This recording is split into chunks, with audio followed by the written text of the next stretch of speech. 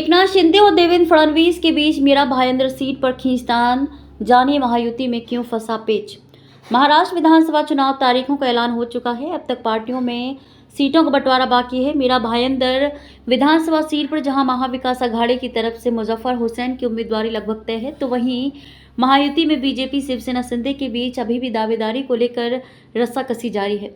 दोनों पार्टियां इस सीट पर अपनी दावेदारी छोड़ने को तैयार नहीं है। विश्वस्त सूत्रों की माने तो बीजेपी इस सीट को किसी भी सूरत में तैयार नहीं है, तो वहीं एकनाथ शिंदे भी अपना उम्मीदवार चाहते हैं। हालांकि वे बीजेपी के चिन्ह पर भी अपना उम्मीदवार उतारने को तैयार हैं। राजनीतिक जानकारों के अनुसार बीजेपी यह सीट किसी भी कीमत पर नहीं छोड़ना चाहेगी, जबकि शिंदे शिवसेना भी इस सीट पर अपनी नजरें गड़ाए हुए हैं। इससे दोनों पार्टियों के बीच इस सीट का पेच फंसा हुआ नजर आ रहा है। इस सीट पर 5 लाख से अधिक मतदाता हैं। आंकड़ों के मुताबिक मीरा भाईंदर में हिंदी भाषी, खास तौर पर गुजराती, मारवाड़ी, जैन और उत्तर भारतीय मतदाताओं का बाहुल्य है। इसके कारण बीजेपी का इस सीट पर दबदबा है, लेकिन विगत विधानसभा चुनाव में निर्दलीय विधायक गीता जैन ने जीत हासिल की थी। जैन उन नेताओं में शामिल रही हैं जो शिवसेना में बगावत के बाद एकनाथ शिंदे के साथ गुवाहाटी पहुंची थी।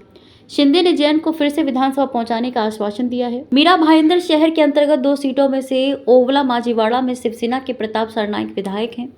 ऐसे में मीरा भाईंदर विधानसभा से शिवसेना का विधायक एमबीएमसी में बीजेपी का भविष्य और गणित बिगाड़ सकता है। विगत मनपा महासभा में लगभग 2/3 नगर सेवक बीजेपी के जीते थे। इसी कारण बीजेपी किसी भी सूरत में ये सीट छोड़ने को तैयार नहीं है।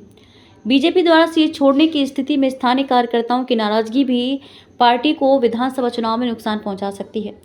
कुल मिलाकर सारा गणित उप मुख्यमंत्री देवेंद्र फडणवीस और मुख्यमंत्री एकनाथ शिंदे के बीच अटका हुआ है। शिंदे जहां बीजेपी के चुनाव चिन्ह पर भी अपना उम्मीदवार लड़ाने को तैयार हैं, तो वहीं फडणवीस बीजेपी से ही कोई उम्मीदवार चाहते हैं।